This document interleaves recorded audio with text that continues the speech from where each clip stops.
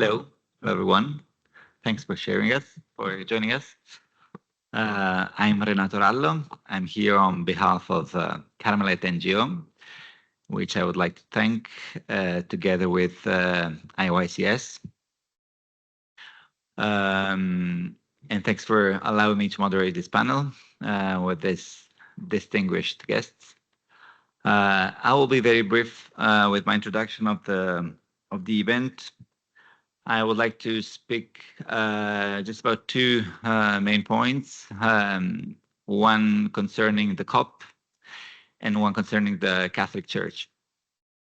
So concerning the COP, I guess all of us, also this time, but every time we come at COP, we feel a whole range of feelings, from joy to desperation to frustration. It seems always too big to get to a reasonable deal. It seems impossible to grasp something, to come to an agreement. And if it comes to an agreement, then it's very difficult to make it land in real action. So if you feel this frustration, I think you're right, because it's super complicated. I think it's the most complicated process humankind has ever faced, because we're trying to do something we never did before. That is energy transition, a real one, because, by the way, humankind has never done a real energy transition. Every time we discovered new sources of energy, we just added them on top of the previous ones. So in this case, we are trying to add new renewable power, and at the same time, we have to phase out fossil fuels, which is something very hard. As we know, we are hosted now in a country that relies a lot on fossil fuels and has gained from fossil fuels a lot of development and many positive things. So they have also to understand how to move on. And so this is just to say that it is very complicated, especially, finally, we're trying to do this process peacefully and voluntarily. So not forcing anyone, and especially not doing war at each other, which is something that we used to do a lot in the past. And so the message is, until we're here, even though struggling to stay 2 weeks with 70,000 unknown people from all over the world, it means that we still have some faith in the process. And finally, it's a good thing, I think. Second thing, very quickly, is about Catholic Church. I think that today we live in apparently a very well-connected world, but we also feel very isolated in thousands of filter bubbles where everyone has its own truth, apparently. And this is also reflected in politics, where we see a lot of polarization. We see big countries, very relevant countries, that change their minds completely. They do U-turns every 4 years. So they join, for example, COP, and then they come out. This is our world. This is our daily experience. And then you have Catholic Church, which is an institution with 2,000 years of experience, study, deep culture, an institution that people rely on, they trust a lot. And this institution, 9 years ago now, will be 10 years next year, provided us an amazing platform, which is called Laudato Si, which has amazing connection with science, very well educated, very modern. And so Pope Francis gave us this huge megaphone to reach 1.5 billion people, telling them that we should protect creation. So two final things. First of all, let's leverage more on this Laudato Si and on church. In business terms, I would say church is now the best accelerator for climate startups. So it has some power, some money, some institutional credibility, some connections with politicians, and it can reach a huge a huge audience of people. So if you know any Catholic, let them know. And the second point is that Pope Francis is 87 now. He gave us this excellent platform, but we know that the church is made of humans, and there is always debate among human beings. So I hope, by the way, Pope Francis lives up at least until 200 years. But let's try to make Laudato Si a definitive heritage of church and not just the happy parenthesis of his mandate. Thank you. And I will now move to our first speaker, which is Roy Ibrahim from IYCS. And he will speak us about Laudato Deum and integral ecology from the perspective of the church. Roy, the floor is yours. Thank you, Renato. Ladies and gentlemen, esteemed leaders and climate advocates, it's an honor to stand before you today at this crucial gathering where our planet's and humanity's future is being shaped. Today, I bring a message inspired by Pope Francis' recent exhortation Laudato Deum and by the Church's profound vision of integral ecology for a just ecological transition. So let's start first. What is Laudato Deum?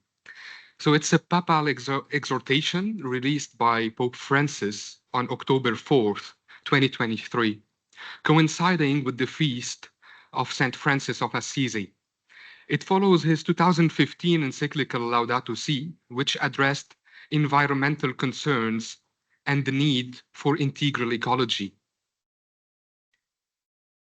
The document was intended to inspire collective action ahead of COP28 last year in Dubai, and to deepen the Church's commitment to ecological conversion. It reflects Pope Francis' broader vision of integrating care for creation with social justice. In his message, Pope Francis emphasizes the urgency of combating climate change, particularly in light of inadequate progress made since Laudato Si. He underscores the moral responsibility of individuals, governments, and international institutions to address the climate crisis and its effects on the most vulnerable populations. So the key ideas of this exhortation are first acknowledging the science of climate change by reaffirming the scientific consensus on global warming and its anthropogenic causes.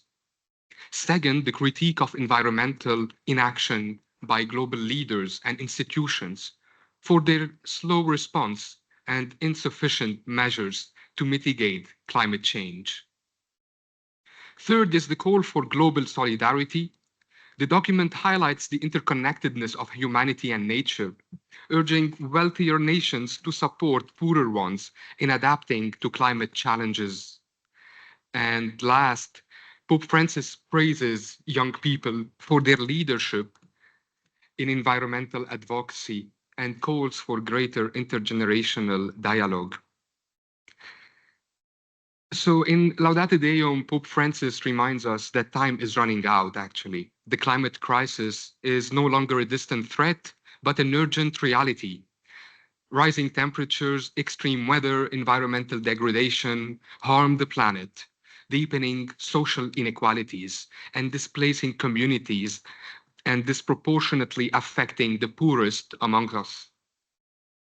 These are not separate issues, they are interconnected, and our response must be as unified as the challenges we are facing. So the Church vision of integral ecology offers a pathway forward in this area. It calls us to see that environmental, social, cultural, and economic dimensions are deeply intertwined. So caring for Earth means caring for humanity, and caring for humanity means ensuring that no one, especially the marginalized and the poor, is left behind in our ecological transition. So we have three pillars for a just ecological transition, we could say. First is the justice for the vulnerable. Climate crisis hits the poorest hardest. Pope Francis speaks of the cry of the earth and the cry of the poor as the same. So a just ecological transition must prioritize vulnerable communities, ensuring equitable access to resources, protection against displacement, and a voice in decision-making processes. And this is not out of charity, it's out of justice. Second, global solidarity and responsibility. Integral ecology reminds us that we are one human family living in a shared home. Wealthier nations have a moral responsibility to lead and to reduce emissions and to support developing countries through financial and technological transfers. This transition must honor the principle of solidarity, which is standing together to ensure a sustainable and equitable future for all.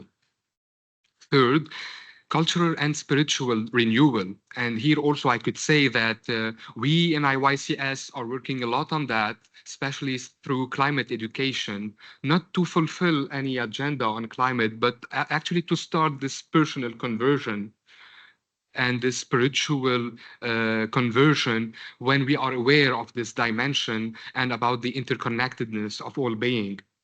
So to address the challenge, it's not just a technical or economic, but it's a moral and a spiritual one.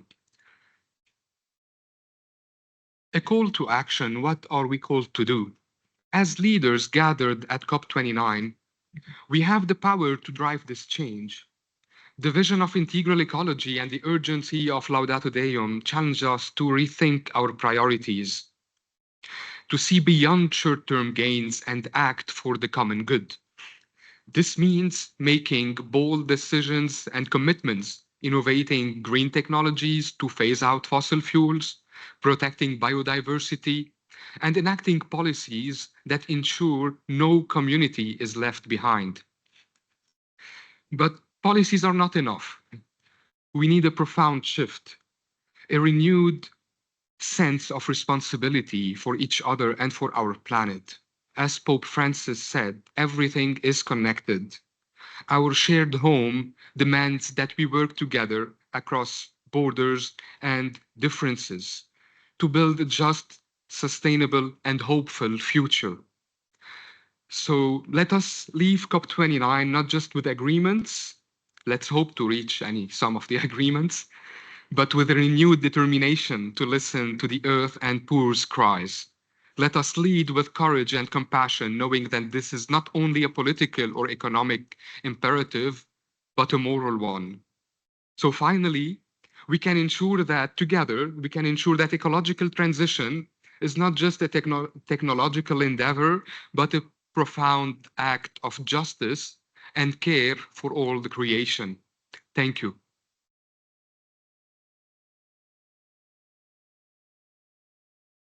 Thanks a lot, Roy. I will now give the floor to Teresia Gitau from CYNESA. She will speak about the role of faith in ecological justice and the significance of Catholic actors. Thank you so much, Renato. And I'd like to start from where Roy has just left when he talked about the poorest are hardest hit by impacts of climate change, and the church offers moral action. So when we get to look at the role that faith plays in ecological justice, the first one, we find that most faith leaders and faith communities and faith-based organizations, they are on the front line. They are the ones when the poorest are hardest hit, that is where they run to. And especially coming from the developing nations and also countries in the global south, you find that people run to these communities, and these faith leaders and actors, it's upon them to care for them, because this is humanity, this is relationship building. And I am more than sure when we sit here, no one would want the brothers and sisters being affected. So that is one of the reasons as to why, yes, faith plays an important and a very key part when it comes to eco-justice, because one, they are at the front line. And the second thing is, for when we borrow from history, they have carried out activism. So when we go out of the climate change space and look at the political space, you find that in most countries, when they record history, and this in particular case, I'd like to borrow it from my country, Kenya, when we were going through one regime to another, the faith communities, the faith leaders, and especially the Catholic Church, they were at the front line. They pushed for change. And when it comes to here at climate change, biodiversity, and also the UNCCD process, you find that faith leaders are here, not for anything, but also to tell the stories of people who are being affected on ground, and making sure that, yes, first of all, their stories are being heard. And secondly, when it comes to lobbying, they are able to lobby and make sure that different parties get to listen. And an interesting story that I'd like to share, just sitting at the Faith Pavilion throughout this time, is that you find people, our negotiators with party badges, party overflows, just passing by and saying, oh, I am Catholic. And they ask more questions about, so what is the Faith Pavilion? And they wanted to understand, so what are you doing? What are you doing here exactly? Are you trying to preach to us? And it's like you have to go back to the basics and explain to them, we are here, yes, to push and also to make sure that you get to listen to us and also to the communities, because we need to join together in this battle. As we say, yes, we say Catholic is universal, and climate change, we can synonymously say it's Catholic because it's universal. And yes, it has its negative connotation, but it will affect each and every one of us. Well, it might start from the poorest, but it will eventually land on every one of us. The other question that Renato has asked, what is the role of Catholic actors, their significance? First, I'd like to talk about the network of Catholic climate and environmental actors. It was formed recently, and it has a history that CYNESA and CAFOD and different organizations, plus CYNESA as well, they had been able to sit and coordinate meetings. But if we are hearing this for the first time, it is a network that is bringing all faith-based organizations from across the world together. And the key three themes that I wanted to talk about is, one, they bring the Catholic organizations together so that we can learn, we can listen to one another, because we are speaking in different languages, but the message is the same. When I say different languages, is literally Kiswahili, different, yes, but the stories that you're putting across, the messages are the same. And the key also is to understand, what are we doing? Because we are following different thematic themes, different thematic areas, and we would want to know, so which organization is strong at what, so that we can combine our forces. And that brings me to my second point, to influence negotiations through the Holy See. And just looking at the meeting that we had with the youth delegation just last week, what stood out to me and that was so amazing was having one of the youth passing across, asking the Holy See delegation to talk about the carbon markets. Yes, it had, yes, how do I be diplomatic about this? I'm trying to get the word. So the carbon credits, and she was asking whether we could go and the Holy See could sit and influence, the negotiations to a particular direction. So that is just one of the example that, yes, it is a route, just the same way we go to our own, like as youths constituency, go to our own governments to try and do the same. So it is an avenue where as the Catholic faith and Catholic faith leaders and actors, we can go and influence the negotiations. The final point that I'd want to look at is the Holy See can always tap into our expertise. And that is because, just borrowing from my last point, that we are following different themes and we are good at different areas. So the Holy See can sit and see, so who do we need to pick at, and also yes, who do we need to have on board so that at least they could help them to understand and also to move their negotiations and to influence in a way that is going to protect our brothers and sisters in the vulnerable communities, and also be able to stand and to move forward the climate agenda and make sure that, yes, we are, for our brothers and sisters who are not able to be here, we are representing their voices adequately. Thank you so much, and over to you, Renato. Thanks, Tess. Excellent points and remarks. I will now move to Liana Almony from UNANIMA International. She will speak about addressing the gendered dimensions of non-economic loss and damage for a just transition. Sounds very technical, but let us know. Thanks, Renato. And on the tech side, you can stop sharing the presentation because I don't have any slides. And yes, my remarks are a little bit more, I think, specific, but are really interconnected to everything that my fellow panelists have discussed. Just to provide some brief context on my work and where I'm coming from.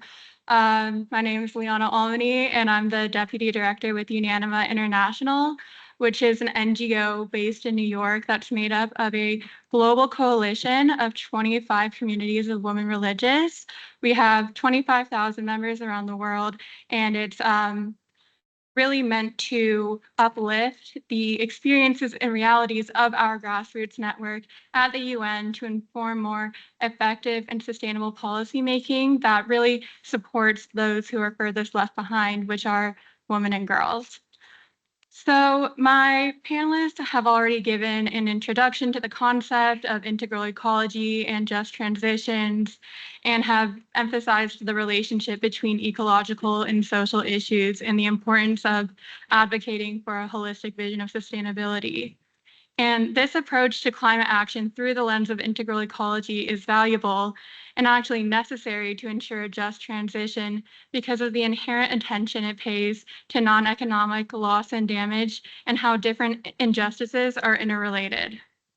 So non-economic loss and damage refers to consequences of climate change that cannot be measured or compensated financially. These losses and damages highlight the social, cultural, psychological, and indeed tangible impacts of climate change on vulnerable communities, including loss of biodiversity, land, territories, health, knowledge, social cohesion, and sovereignty. Climate displacement, in particular, is a cause, symptom, and outcome of these types of losses. What's more of a loss and damage than to have to abandon everything that you have and that you've known? And yet, how do you quantify not just the loss of a house, but the loss of a home and all that comes with it? The loss of life, the loss of livelihood, psychological loss, and the loss of culture and identity and community. So climate change is called a risk multiplier because whatever background risks that people are facing, housing insecurity, extreme poverty, gender equality, it will be multiplied in the face of climate change. So we know that women and girls in the global south are overrepresented among these vulnerable communities most impacted by climate change. And this is especially true in terms of non-economic loss and damage and climate displacement. The UN estimates that 80% of the people displaced by climate change are women, which means that 4 out of 5 people displaced by climate change are women. Yet, despite the significance of these estimates and numbers, these women are often out of sight and overlooked due to entrenched gender inequalities and the informality of the spaces they reside in. UNANIMA International's advocacy work and research on global homelessness has taken us all over the world, where testimonies shared with us from the grassroots illustrate the ways in which climate change has disproportionately exacerbated the displacement and homelessness of women and girls globally. This gendered experience of non-economic loss and damage is evidenced and affirmed by women's unequal access to education, employment, healthcare, housing, and land. Women make up the majority of the world's poor and are highly dependent on local natural resources for their livelihood. Girls' access to education is often interrupted by climate change impacts. For example, when girls are forced to drop out of school to help support their families through domestic or informal work as a coping mechanism following a loss of livelihood due to climate change. As many women work in the informal sector through care, domestic, and agricultural work, they lack access to any legal or social protection, and their economic activity is not counted in climate change assessments or the impacts of loss and damage. Women are often refused access to land and assets ownership after a disaster, leading to high numbers of women ending up in informal settlements as a result of climate shocks. And the lack of access to safe sanitation and the risk of gender-based violence in informal settlements has detrimental impacts on displaced women's mental and physical health. So in the face of climate change, systemic and sociocultural inequities decrease women's access to information, resources, and support, and increase their additional risk for poor health, gender violence, human trafficking, homelessness, and displacement. The multifaceted and diverse challenges that women and girls face around the world as a result of climate change point to the need for gender-responsive policymaking and the empowerment of women with lived experience to be agents of change. Climate change mitigation, disaster reduction, and adaptation policies cannot be holistically developed or implemented without the inclusion of women who understand the unique and compounding vulnerabilities which cause and worsen climate displacement. Of course, climate financing has been a key issue at this COP as well as COP28 in Dubai last year, but currently only 3% of climate development aid prioritizes gender equality, and women's organizations lack the finance they need to build community resilience and promote climate justice. Climate finance flows, and indeed economic and climate change policies, are largely exclusionary to women and girls and lead to discriminatory practices and the increased indebtedness of women. Existing economic and financial systems benefit those in power in society rather than societies as a whole, and rarely and insufficiently provide direct or gender-responsive support to individuals. We need to ensure that loss and damage funding and community resilience building strategies address the gendered manifestations of non-economic loss and damage that uniquely impact women and girls. We need to consider the intersectional disadvantages affecting people on the move and take alternate approaches to climate financing that recognize and include the women and girls living and working in informality.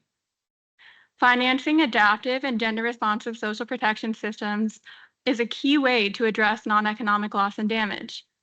We know that social protection floors build resilience by providing safety nets that reduce vulnerabilities to shocks. But when social protection systems are gender responsive and context specific, they address the needs of those who are too often hidden and excluded from typical safety nets, thereby enhancing the capacity of states to provide tailored support to those who need it most. A social protection policy framework which both recognizes informal work and empowers more women to find employment in the formal sector, for example, can provide a holistic model of support for women to build their own resilience in the face of climate change. As the ILO states in a new report on gender and inclusion for a just transition and climate action, just transition efforts can be an opportunity to recognize the value of care work and to invest in public care infrastructure and services as part of just transition processes, thereby advancing gender equality in the world of work. This can help rebuild trust in institutions, ease concerns about the green transition and other new policy initiatives, and enhance the capacity of states to ensure justice for all at every level. That being said, I think we really need to be careful in the way that we discuss climate financing and just transitions.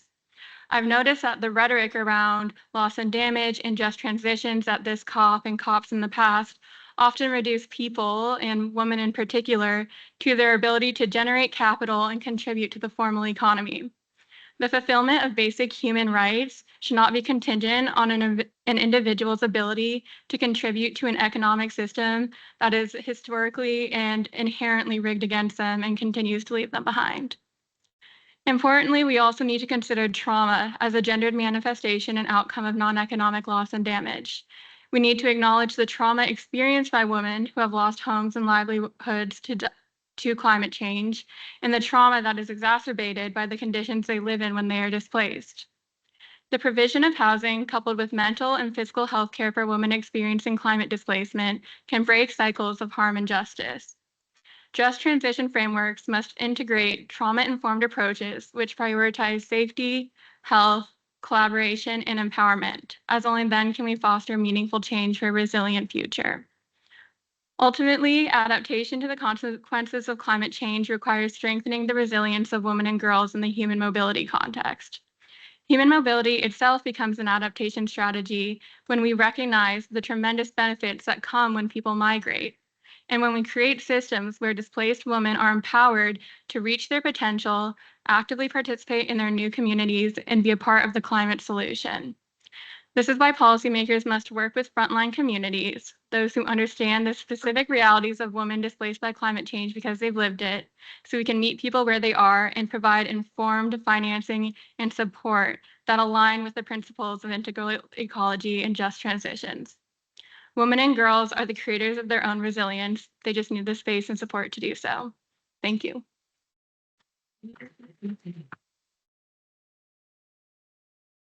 Thanks a lot, Liana. We'll now have Ben Wilson of SCIAF, if I pronounce it correctly, Scottish Catholic International Aid Fund. So, Ben, floor is yours. Thank you very much. Thanks, everyone. Thanks to my fellow panelists. My presentation is going to focus. Did I have the clicker? My presentation is going to focus on loss and damage as well, and it's well timed to come after you, Liana. And just to say, I've just received a message that the Holy See has just taken the floor in the plenary, at the stock-taking plenary, which is happening just now, and made a strong plea for two of the issues you talked about, for inclusion of non-economic loss and damage in the text of the NCQG, and also referenced Pope Francis's statements over the years and the ongoing concern of the Holy See for the disproportionate impact that climate change has on women and girls. So I think it's a really sort of well-timed intervention in light of your presentation, and perhaps reflects, I think, some of the things that I'm going to talk about, which is how, from my perspective, from my organization's perspective, we see loss and damage as deeply connected to Catholic social teaching, to the theology which underpins the work we do, to the moral philosophy which underpins the work we do. And I'm going to elaborate a bit on what I mean by that in the presentation. But firstly, just to clarify, I mean, like, loss and damage, the way I see it, is very much about the suffering which is already existing in the world. You know, we can't take for granted that this process, the COP process, we're now in the 29th COP, has for most of those 29 years focused on climate change as a future crisis.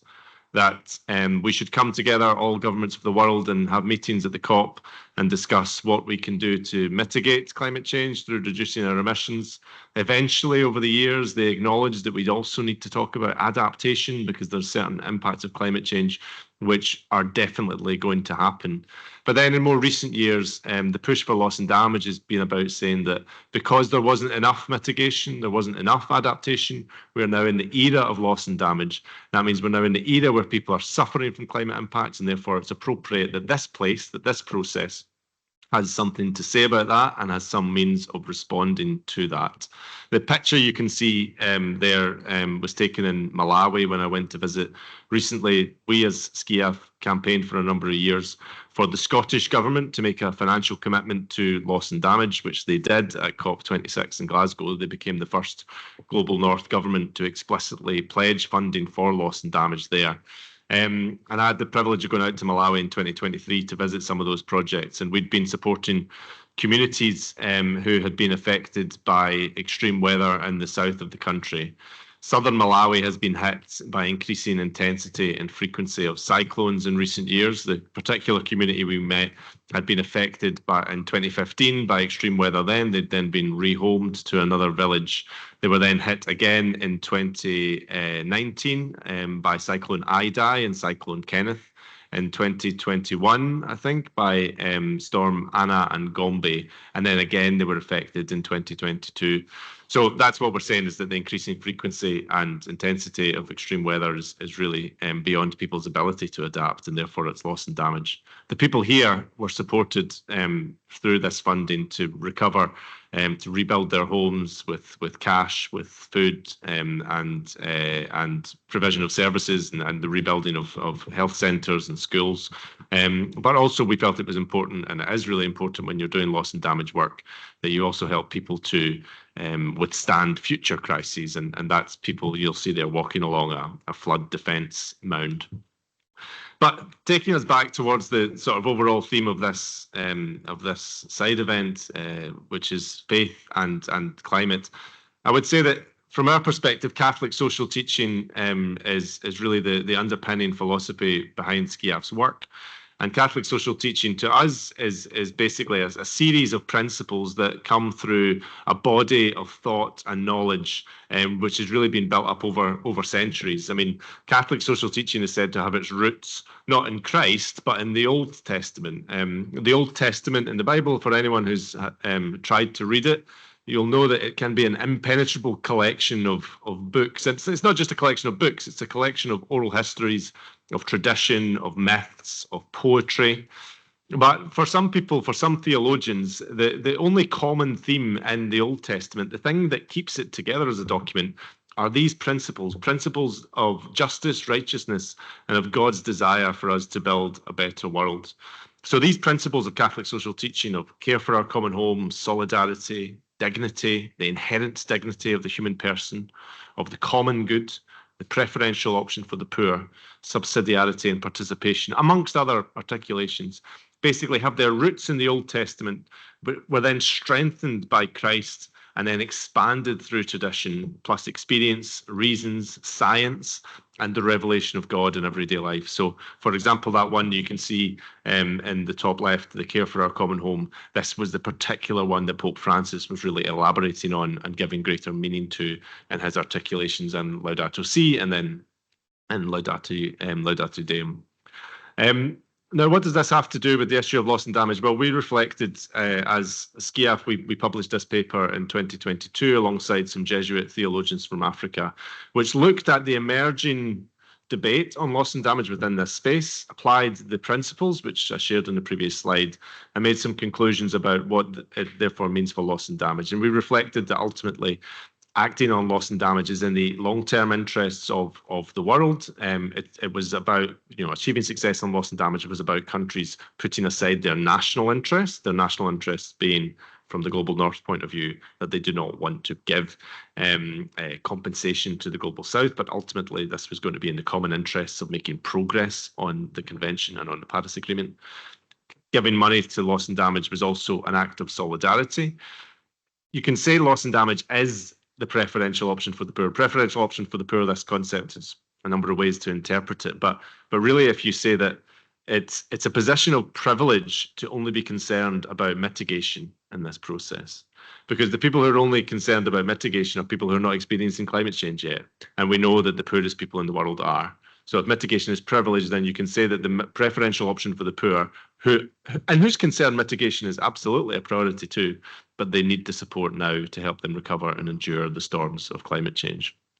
There's also elements, and I won't elaborate anymore, happy to share the paper with people, which call for a wider restorative justice approach, which I think, and we make the point in the paper, is absolutely appropriate for a Catholic social teaching analysis of this situation, and also makes a bold call for people to go beyond the confines of this space, which often get so caught up in technical debates and caught up in making decisions based on the way that things were, previous COPs or precedent, obsession with precedent, and instead call people to have a prophetic vision, which instead looks forward to the world we want to build and takes a bold step towards that.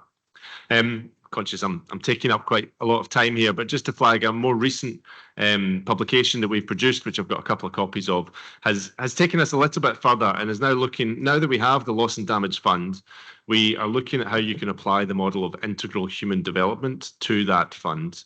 Integral human development is another aspect of Catholic social teaching, which you could see as a response perhaps to the great question, or the what some people call the post-development perspective, which calls into question the idea of economic development and social development entirely. You know, when we're here at the COP, we talk freely about developed countries and developing countries. But what does it really mean to be a developing country? Do we really think that I say we as someone from the global north, that we are developed, that we do not have anywhere further to go? Does economic development lead to greater social outcomes? Does it lead to greater happiness? All of these questions, well, the response to this from the Catholic social teaching point of view is the concept of integral human development, which argues that people are social in nature. So if you look right in the heart of this model here, people are social in nature, they have inherent dignity, they are at one with nature, and they are inherently spiritual in one way or the other. And that once if you can balance all of those different competing needs that people have, then that is what a truly developed, flourishing planet might look like. In order to get to that point, well, you might want to look on the outer circle there, and there's certain things that we can do to help try to achieve integral human development for all people with regards to society, economy, the environment, democracy, etc. And then the means of getting there, it's said, are those Catholic social teaching principles, some of which I showed in the previous slide. So that middle sphere there, solidarity, the common good, and subsidiarity. The argument being that it's only with these principles that we will be able to achieve true integral human development, not with individualism, not with self-interest, not with the pursuit of money, but with the pursuit of the common good, the pursuit of the betterment of people and the betterment of the planet. So the paper which we published this year reflects in particular on this model and what it means for the current discussions happening at the international level about the operations of the Loss and Damage Fund, which was established in 2022 and then operationalised in 2023. And the paper goes into some detail and makes some detailed recommendations towards the board, calling on them to address all losses and damages in their funding, including non-economic losses and damages, that the principle of subsidiarity ought to be applied to the operations of that fund to make sure that the decisions made about how it's spent are at as close a level as possible to the people who need it most. That's not just a practical consideration, that's a moral consideration. That, similar to the flood defences that I showed you in the first slide, it's vital that loss and damage funding also helps communities build resilience moving on into the future. And lastly, that this is a matter of justice and of equity, meaning that the discussions which are happening right now and hopefully in the next few hours, we will see more from where talks are progressing regarding the NCQG. But it's absolutely vital, if this is going to be a truly just fund for loss and damage, that the new collective codified goal makes clear that there's a target for loss and damage, that there's an obligation for loss and damage, but also that it should be funded with grants and not loans. I'll just conclude now, perhaps just with this quote, which I think is a really powerful one. It was actually quoted in Laudato Deum from Cardinal Ambongo, who's the president of the African Bishops' Conference, CCAM. And he said very clearly and articulately that climate change is a moral outrage. It's a tragic and striking example of structural sin facilitated by callous indifference and selfish greed. The climate crisis is leading to the destruction of our planet, the devastation of the lives of the poor, and the detriment of future generations. And I think to conclude, this makes the point really better than I possibly could, which is that for the people in here, the people in this place, i.e. in COP29, who maybe think that faith is irrelevant or that faith is old-fashioned, or maybe they are so obsessed with the pursuit of a secular world that they don't see the relevance of faith to the debates, I think it's absolutely wrong. The majority of the people in the world have a faith, And never, faith is ultimately concerned with right and wrong, and the moral philosophy as much as the theology.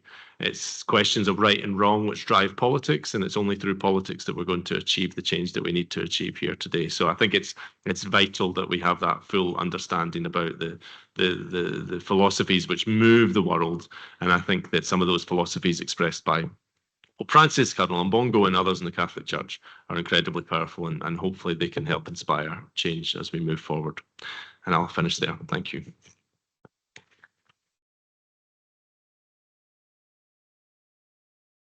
Thanks a lot, Ben. Very powerful words and a lot of concepts that confirm that the heritage of Christianity is huge, and it can be applied to basically any problem we have and face. So now we will have our last speaker. So I'll pass the mic to Fabian Onyekachi Adindu, which I think we usually call Kachi. Yeah. So Kachi, if you allow us, the floor is yours.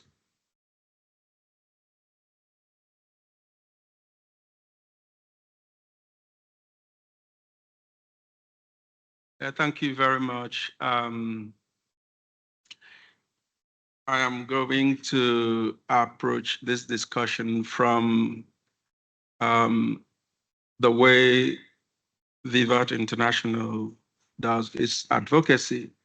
VIVAT International is a consortium of 12 religious orders working together to bring the voices of members to scattered at the grassroots to the global stage. So I represent VIVAT at United Nations office in Geneva. And our approach is somehow a bit different from some others, because we pursue what is known as the right-based approach, not the needs-based approach. Like there is a disaster, what do you contribute to solve this disaster? We go further to ask, why was that disaster in the first place? So that's where we begin our own inquiry, because if you solve the root causes of those problems, then you don't have to worry about it next time. So the right-based approach is what we align to, and it aligns to the statement of the late Archbishop Heda Camara, who says, if I give food to the poor, they call me a saint. But if I ask, why are the poor poor? They call me a communist. Nobody likes those hard questions. So my presentation will take that kind of tone of looking at the whole issue from the right-based approach. So we are looking at the reason why we are here, climate financing, through the lens of the right, because we use the right-based approach, the right to development and the Catholic social teaching. And we know that the church has been in the forefront of pursuing policy agenda that favorable to the common good, the poor, and it has been rightly mentioned by Wilson. So what we do is to remind all of us of where we stand on these issues and how we have to present it before the United Nations, where all the bodies are gathered. So we look at it first from some of the foundational social teachings that centers on this right. Populorum Progressio introduced through the CSC the phrases integral development. In fact, the first person to use that word integral development was Pope Paul VI, way back in 1967. Then the other popes picked that up and accentuated it in their own writing.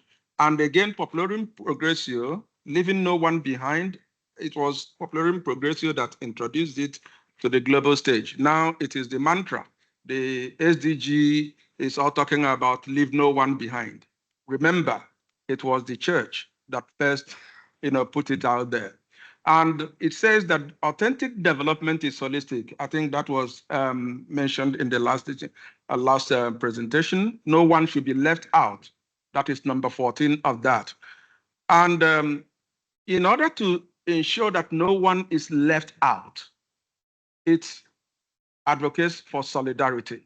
And this solidarity is something very, very crucial, especially when it declares that what this entails is that we want to have a situation where the needy Lazarus can sit down with the rich man at the same banquet, not picking crumbs, not asking for peanuts, but to ask that they, as human beings, have the right to sit on the same chair and enter into negotiations. Think about the G7. It is the club of the elites. And this is where some of the decisions we even come here to waste our time to talk about has been already decided. We want the needy Lazarus to be at that table. That is what the church proposes. So, and this idea has been heavily enshrined in the right to development. It calls for what is known as the duty to cooperate. It's not just cooperating because I feel like, no, there is a duty for everybody, the international community, to cooperate, to be part of this process. I can explain more on this right to development because it's a very new thing. People don't want to reference it, especially the elites, the wealthy nations, because it's very much against their policy. And I will explain that. So part of the encumbrances, part of the challenges we are having today, especially in regards to this whole thing about climate change, is what the report of the IPCC, just 2022, talked about. The big elephant in the room, especially for developing countries, coloniality. That this is continuing, this whole mindset of colonialism going to a country like Congo and Nigeria, Sierra Leone, wherever you have it, making sure they control the mining and the everything, polluting the environment, and not doing anything about that. And IPCC have said that there is a connection between what today we regard to as anthropogenic climatic change with coloniality. You are looking for the root causes. You want to ask the why question of climate change in these areas. Ask coloniality. Very important, but we don't want to pay attention to it because it's the big elephant in the room and it's going to have consequences if we ask those questions. So what are the remedies? Already the African Charter understood what the problem is. United Nations as it's constituted is an Orwellian construct where all animals are supposed to be equal, but that some are more equal than others. You only look at the internal running of the United Nations system, where you have 5 big powers, and one of them can veto all you've been talking about in the Security Council. That is no democracy. And because of that, some people from the Global South felt highly disenfranchised. This has been happening since 1960. In fact, in 1967, a man known as Dudu Tiam, who is one of the rapporteurs at the United Nations, he stood on the floor of the United Nations to call for revolution. That the way things are going is like some people are there just passing time while others are busy gaining all they could gain. So in 1962, UN General Assembly Resolution 1803, which centered on permanent sovereignty over natural resources. This is the key issue. This is the key issue, permanent sovereignty over natural resources. If you solve this problem, you would have solved the problem of coloniality. You would have solved the problem of the so-called loss and damage or mitigation and adaptation. Most of these nations can look after themselves. They don't need anybody's pity or billions in order to solve their problems. Implement this, and you have them doing what they need to do. But there is the big brother write on them that wouldn't want them to do what they need to do. So in September last year, the Human Rights Advisory Committee that constituted a panel to the Intergovernmental Working Group to look at this whole thing about rights to development. In fact, it has been there. 1977, it was acknowledged. 1986, there was a declaration on the right to development. Right to 1990, and a group were constituted to carry on this. And that was when the big nations started panicking. And then they have to introduce the Millennium Development Goals to confuse everybody, to believe that they are serious about changing the course of things. You know how it ended. The same thing, they brought the so-called Agenda 2030, the SDGs. Last year's report is only 12% on track, and it's not going anywhere. There is no political will and intentionality to make it work. It will never work. Now they say, see, we are getting tired. They are throwing in the Summit for the Future, always throwing a bone for us to, struggle against why they are busy doing what they are doing. Right to Development said, no, let us get back to what we agreed to do. Let us do that. And that's why you don't hear about right to development, because some people are really against it. But last year, the Human Rights Advisory Committee concluded that a legally binding instrument, they want to put out a legally binding instrument, a treaty on the right to development, that this will create the enabling environment for development and more favorable conditions for all human rights, including that of the climate. So VIVAT International, we are very active in drafting, in contributing to the draft text on the Treaty on the Right to Development, which is right now before the UN General Assembly. So, and that text reiterated the fact that the Right to Development Treaty will serve to reaffirm the principles of self-determination and full sovereignty. This is the big issue, the full sovereignty over natural wealth and resources. Solve this problem, we will not be gathering here to talk about who receives how many billions or who receives how many trillions. That is a distraction. That is a distraction.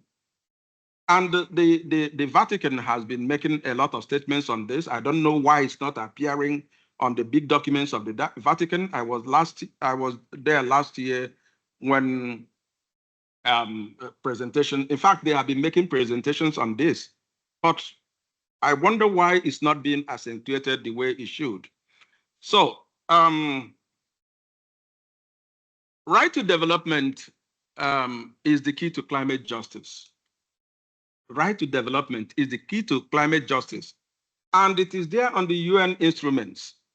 Principle 3, 1982 Rio Declaration on Environment and Development says clearly the right to development should be fulfilled. Should, this is a legal term, should, not if you like, should be fulfilled so as to meet equitably the developmental and environmental needs of present and future generation. We have this document right before us. Nobody references it, nobody mentions it. And we are talking about how to solve the problem of these people. If you want to solve it equitably, implement the right to development. It is there in Article 11 of 1983 Vienna Declaration and Program of Action. It is there in Paris Agreement. All the 2030 agenda referenced it is there. Paragraph 10, 11. And what they kept talking about this, but nobody seems to remember it. Nobody seems to talk about it. Reason, I have no idea. So this is the guy entrusted with, preparing the document to monitor and review progress made in promotion and implementation of the right to development, to analyze obstacles to its full enjoyment and provide recommendations thereon. Mr. Akram is the chair rapporteur of the Intergovernmental Working Group on the right to development, and he made his presentation last September. And there are two components of that key text, of that text that I want us to pay attention to. Majority of the states highlighted the need for the Convention on the Right to Development to be finalized for further consideration by the General Assembly. And they believe that this early adoption would help, in operationalizing this, to put it into effect. But it needs people to talk about it. The big brothers would not want it to be talked about because it has huge implications. So the second part of that report says a group of states were not in favor. And who are these? America, number one, and their allies. These are the people that even has been holding down your discussions here. Whatever you talk, you're wasting your time. I'm sorry to say it, because there is no political will and intentionality to carry on doing the right thing. They want the SDGs to remain the way it is because they don't want anything to bring anything that will impact on the way they live and the way they operate and the way they do their things. That is the reason why they don't want the right to development.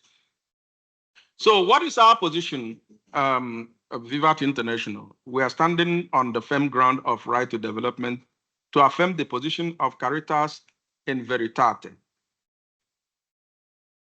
I cannot give what is mine to other without first giving him what pertains to him in justice. Before you talk of your 100 billions and all whatnot, let us do justice first. Justice is making sure people have full control over their natural resources. Pure and simple. The second is that the demand of justice must first of all be satisfied. That which is already due in justice is not to be offered as a gift of charity. So your 100 billions or trillions, which you are using for loss and damage and all whatnot, only boils down to charity. Do justice first before you can do your charity. We accept the charity, we accept the compensation for the loss and damages, but first do what is justice. Justice is allowing people control over their situation. So again, in the light of the foregoing, the tokenisms of the so-called climate financing, which commits 100 billion gifted debt trap, shrouded in 69% loan facility to developing countries, lacking in true justice, must be rejected and reassessed in the light of Catholic social teaching and the right to development. And this is our call. In order for the NCQG on climate finance to meet the actual needs of developing countries on addressing losses and damages, adaptation and mitigation, its framework must incorporate the right to development as recommended by various UN mechanisms. Don't leave it behind, because this is the only lifeline for these people to truly survive. To base climate finance on polluter pays principle is deceptive. The mantra should rather be polluter pays compensation for pollution already caused and stops further pollution. When you say polluter pays, it's like, okay, you pay, you go on polluting. That's how it sounds. That's not what we should be saying. It's a deceptive mantra introduced to make people feel like something is being done, but that's not okay. The third is to provide grants as opposed to loans to impacted countries and communities through targeted redistributive taxation, sovereign debt alleviation, and reform of the global financial architecture. All these are captured in the Right to Development Draft Treaty, and to foster meaningful participation of impacted communities when climate change action is under consideration. So this is our position. This is our call as VIVAT, as a right-based group. We want everybody to pay attention to what is going on and to support this agenda, the right to development, as it is the realistic road to making sure that these communities that are passing through a lot of challenges can really survive. We cannot pay ourselves out of the crisis they face by simply giving out billions, which people through the backhand or the back door, receive back by the kind of products they send for us with big markups. So this is our position, and I wish we will start reading more and researching more on this right to development and supporting the agenda, which is right now before the United Nations General Assembly. Thank you very much.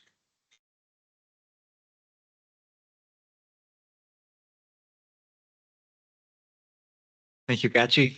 You promised you would deliver a hard and right in the face speech, and you did it. Thank you.